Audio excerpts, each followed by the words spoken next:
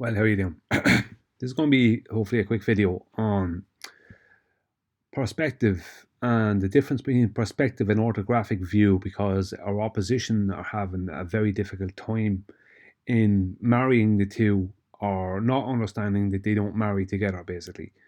Um, there's certain things to do with like the Blackpool observation and different things that they don't seem to understand, or they're trying to not understand them, basically.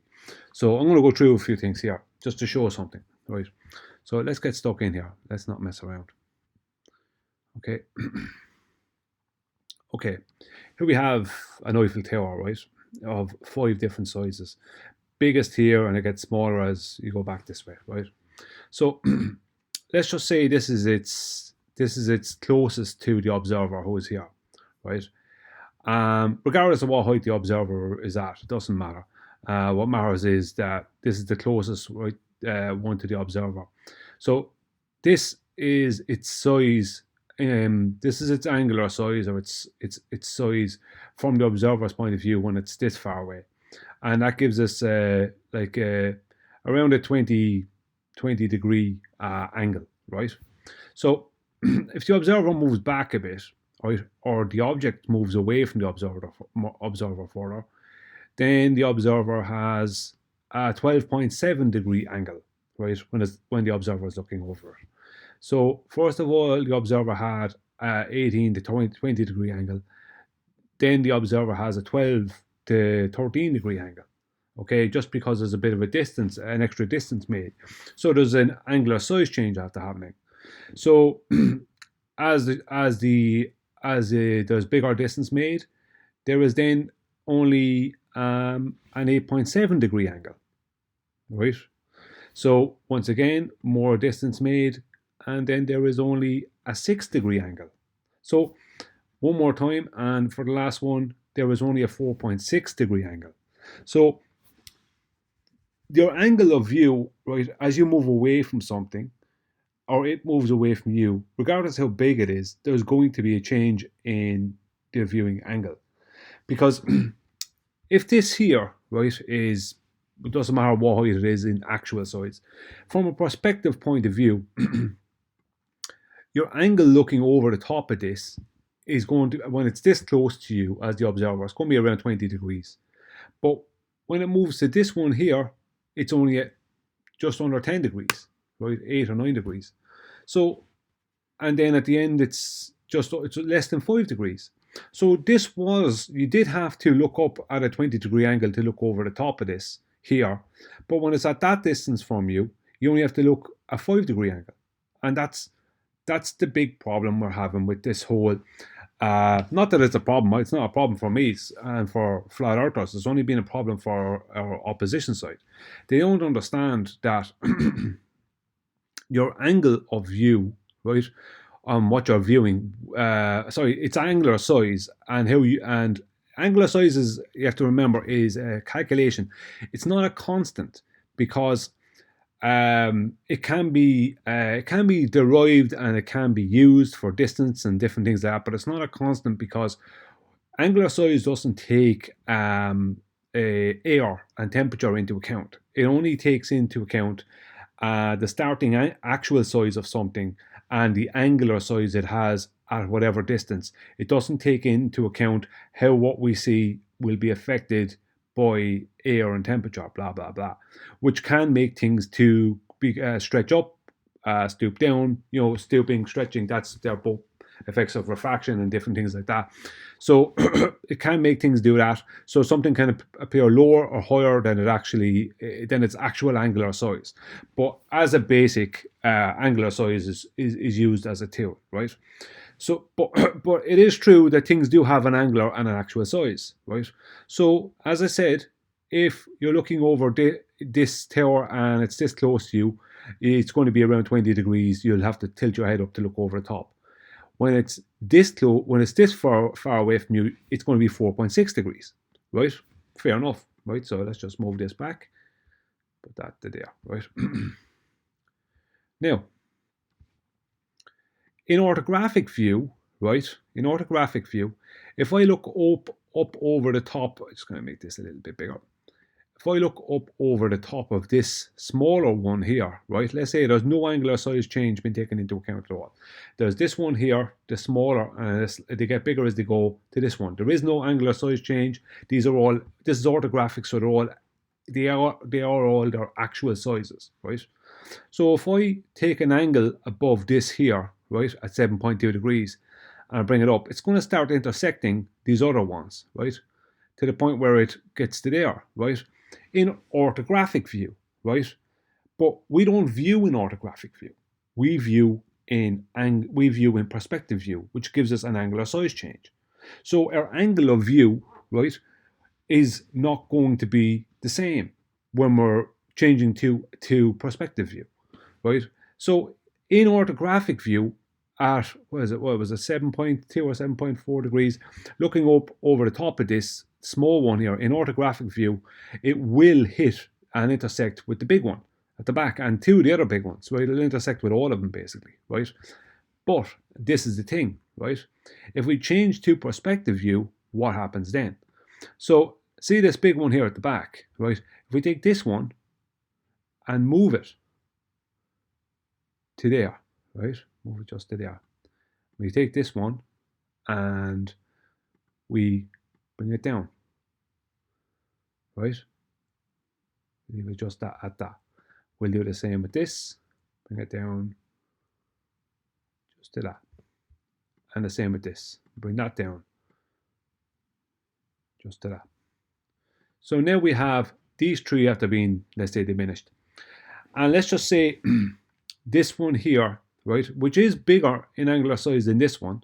So let's just say you're viewing this in its angular size and this one here in its angular size. And even though this one here has a slightly bigger angular size than this one, the problem is that when we do an angle over the top of that one, right, when we're looking over the top of this one, even though its angular size is less than this, right, due to the change in angular size from a perspective point of view, we are looking up over the top of this one here. And remember, this one here used to be, right, that one. But it changed in angular size as with distance. So this is when it's in its actual size, right, in orthographic. And this is in its angular size. So to us, as an observer here, right, when we're looking up over this one, right, which is also in its angular size, we are looking up from our perspective, which is the main word here, we are looking over this one, right, from our perspective, because we're not seeing it in this fashion, in its full actual size. We're seeing it in its angular size. So even though its angular size is bigger than this one, the point is that the angle we're looking over this one at will not intersect with this in our view. If we can put it into, if we could see things in orthographic view, then it would. Do you know what I mean? If we're looking at it in orthographic view, then it would. The angle would seem to intersect with it. Would intersect with it, but it won't intersect under these conditions because we have an angular size, we have a perspective view happening. So that's the difference, because of perspective and angular sizes, our viewing angle to this one here, right? Our viewing angle, over this one is not going to intersect with this from our point of view, because not only can we not see over this one, we have to see over this one, right? But this one here has appeared to got smaller. So for us to, if I just going to bring this one back up, right? For us to look up over the top of this, right, if it was closer to us, or if it was in its actual size, we'd have to look up at about that, right, if it was in its actual size and closer to us. But because it's, right, changed in angular size, and it's become that size, now when we're looking over the top of this smaller one, right, because we're being visually occulted, we're looking over the top of the smaller one, right, because of the angle we have to see over the smaller one is great enough, which is 7.3 degrees for this, right? For this example, it appears to us we're looking over the top of this, because when things get smaller with angular size, as I just showed a few minutes ago, then your angle to them and what you have to view the way you have to view changes. So I'm just going to go back a second. I'm just going to take this. Sorry, let's go. Didn't mean to do that. So take this. No, back again. So bring this back in a touch. All right. I just use these three here, and this one, and this one. Okay. So if I just bring over this again, right? So if we're looking up over the top of this one, it's 19.9 degrees. And as that moves away from us and it changes in angular size, then our angle over the top is 12.8. And it moves away, as it moves away further, our angle over the top is 9 degrees. As it moves further and further away, our angle is only 4.6 degrees. So its change in angular size will change our viewing angle. Do you understand? That will change our viewing angle for looking over it, right? Because it gets smaller with distance. But as I showed a minute ago, right, with this one, right, once its angular size gets small enough, bring these down too, and this one, right, even though the angular size of this one here in front, right, is smaller, a bit smaller than this one by about a quarter or something like that, maybe a third. The point is that to look over this one, right, our angle of view is not going to hit the one in the background. From our perspective, we're not going to see that. And that's the problem. You can't determine things in reality in a photograph or anything else that you're looking on with your frontal perspective view. You can't determine what you should see orthographically, because you're not looking orthographically. You're not looking in that way. You're looking in perspective. We have perspective. Human eyes have perspective. How we view things, we view them in perspective. And I know angular size is not perfect, right? It's not a perfect, because as I said, sometimes things will change from what they would be as an angular size calculation. They could be bigger or smaller on the day, depending on the weather, different things, temperature. But the thing about it is that even though it's not perfect, it is true that your angle of view over the top of something with a smaller angular size can bring your angle of view above the top of something that has a bigger angular size, but it's further in the background. Like here is the proof. I'm showing the angle, everything. There's really nothing else that needs to be said about this. For all the people on the globe side, I know I kind of get onto you a bit, and I kind of slag you off on that. But in the end of the day, you're wrong. Like I don't know what else to say. You're just wrong. You don't understand this. This is the crucial part of this that you're not getting. Besides the visual occultation point, this is all part of that, because you're not getting this, that if something changes in angular size, you're not going to be able to view it in its actual size. It doesn't work that way. So I don't know what else to say to you about this. It's like this is what's happening. It doesn't matter if it's bigger in angular size than this. The point is, you're not going to view it that way.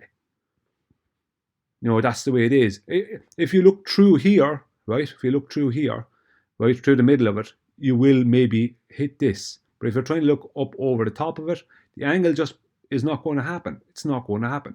So from an observer's point of view, when they're looking up at the top of this, right? From an observer's point of view, once they start looking up here, they have to go down to here, about a third down, before they start appearing to touch the top of the bigger one. Why is that? Because they're both of angular size. And this one here is still way bigger and higher than the observer. So it's visually occulting the view. So as soon as the observer wants to look at anything above this point, or looking up to here, they're not going to be looking at this. It's just the way it is. It's just distance and perspective, and that's just the way things go. It's not a situation where there's trickery or there's curvature or any nonsense involved. It's just a perspective issue. You can't equivocate between orthographic and perspective view. That can't be done. We don't photograph things in perspective view in the distance. we might be photographing two things like a tower on a cliff and a tower on another cliff at two sides of the photograph, and that is orthographic, maybe, right? If the cliffs are of equal distance from the observer, but you're not going to be photographing things orthographically when you're looking at things in the distance and things behind things and things being visually occulted. That you're not going to be doing that. That's not reality. So, I hope this can somehow teach ye how you're wrong, how you're not getting this. I don't know. Maybe that's not the right way to say it, but it's just I don't know any other way to relate to you. You're wrong. It's very simple what's happening. You're wrong. It's visual occultation, and the fact that the angle of view. Visual occultation causes the angle of view. Because if this wasn't there and you wanted to look at the top of this, you'd be just looking there. But because it is there and you're looking over the top of it, you're not looking here. You're not looking down there. You know what I'm saying? If that wasn't there and you wanted to look at the top of this, you just look straight there. Now you can't look past that or through that, because but if you're trying to see the top of this while looking over the top of this one, it's not going to happen. I don't know what else to say. So it is what it is. I'm sorry, you're wrong. You're wrong. It's not a globe. It never was. It never will be. I'm sorry. Thank you.